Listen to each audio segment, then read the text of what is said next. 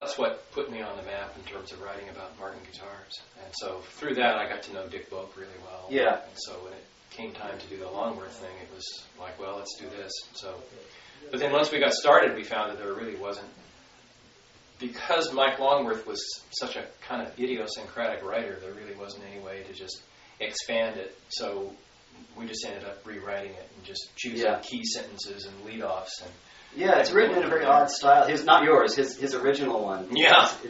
Well, he wasn't really a writer. Yeah, it's chock full of tons of information. You know, but anyway, it was expanded to 2 volumes. There's the history and then the technical. Yeah, that happened very late in the game. Initially, it was supposed to be 1 book, and at some point it got too big, and so at the last minute, Hal Leonard, the publisher, decided to make it 2 volumes, and so then every reference to a later chapter or page number all had to be changed at the last minute.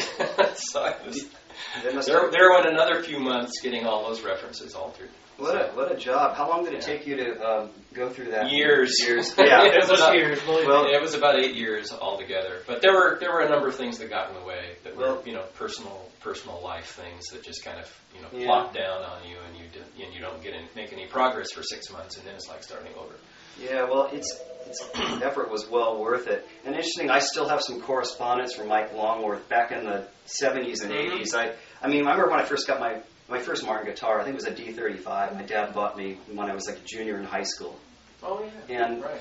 I had that guitar, and every time I kind of wish I had it because it was just my first one.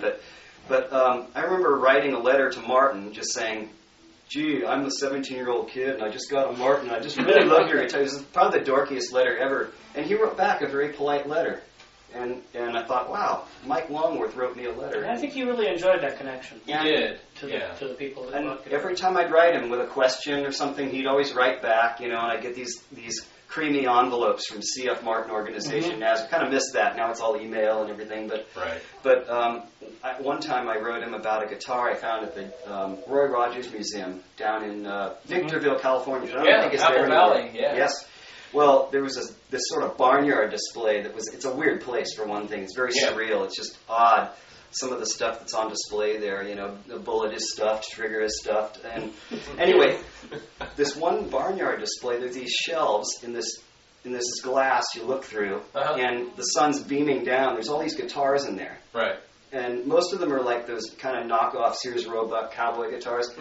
And then there's this Martin OM45 Deluxe sitting up on the shelf, covered with dust, and I'm going, holy crap, what is this doing here? And Mike probably didn't know it was there. He didn't. I wrote him a letter, and I said, I think I found a 0045. It's the one I've seen pictures of Roy Rogers playing from the 30s, and he goes, we know of 5 of those in existence, and you found the 6th. My God. And then he sent me a copy of a letter that he wrote to the museum to enjoin them to please take better care of the guitar, and if they were so inclined, donate it to the C.F. Martin Museum. I don't know whatever happened with it, but so I've still got all those letters from Mike. It was recently it was recently sold at auction. Was it really? It must have gone for a pretty penny. Lots of money. Yes. It's almost like Gene Autry's D45 or something. I think most of that museum is now in Branson.